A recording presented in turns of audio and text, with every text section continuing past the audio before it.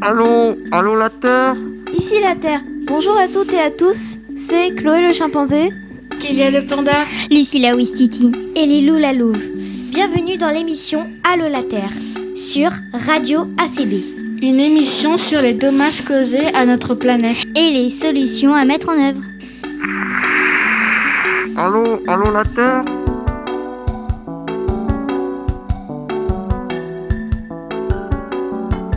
Le sujet du jour de Allô la Terre porte sur les coraux. Chloé, qu'est-ce que le corail?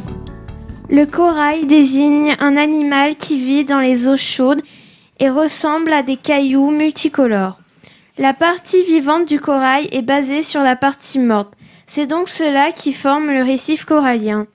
Il est minuscule et vit en colonie avec d'autres individus de son espèce. Il existe de nombreuses espèces différentes de coraux. Le corail pond des milliers d'œufs à la fois. Il sert de nourriture à certains poissons comme le perroquet.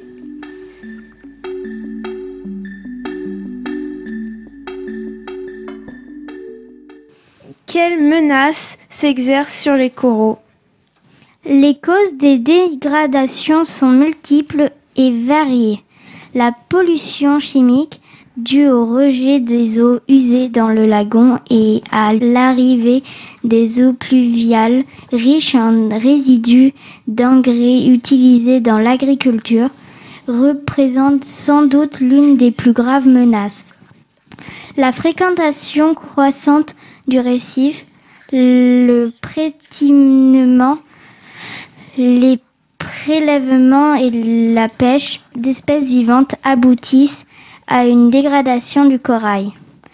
Plus il y aura de construction d'habitations sur le littoral, plus il y aura d'eau usée qui favorise les algues dans le lagon, qui étouffent les corails.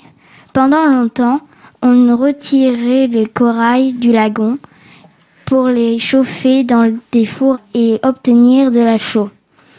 Ces chaux, c'est-à-dire de la poudre de calcaire, étaient utilisés dans la fabrication du sucre, pour le mortier de construction ou pour enrichir les cultures.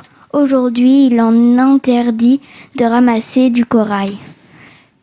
Les récifs sont formés de corail. Comment les protéger, Lilou?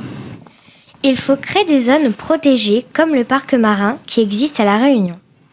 On peut favoriser les recolonisations du lagon pour les coraux. En coupant un petit bout de corail et le collant sur un bloc de béton, le corail peut envelopper le béton et grandir. La pollution marine consiste à la présence des déchets dans les océans ou bien résulte des rejets dans l'environnement par les activités humaines de quantité excessive de produits physiques ou chimiques toxiques et des déchets abandonnés par l'homme sur les sols qui viennent polluer des fleuves en se retrouvant. Quelles sont les conséquences de la disparition des coraux, Kélia? Si on continue de dégrader les corails et abîmer le récif, cela entraîne la disparition de beaucoup d'autres animaux dans le lagon sur le récif. De même, si la barrière de corail est abîmée, on est davantage exposé aux fortes houles qui grignotent la plage et le littoral. Les constructions et la végétation reculent. Voilà, c'est la fin de cette émission. On espère que vous avez appris les choses. N'oubliez pas, on ne ramasse pas de corail et on le protège en ne marchant pas dessus. À bientôt pour une nouvelle émission. Au revoir. Allô la Terre? Ici la Terre, c'est Chloé le chimpanzé, Kélia le panda, Lucie la Ouistiti Et Lilou la louve dans l'émission Allô la Terre sur Radio ACB. une émission sur les dommages causés à notre planète et les solutions à mettre en œuvre. Allô la Terre?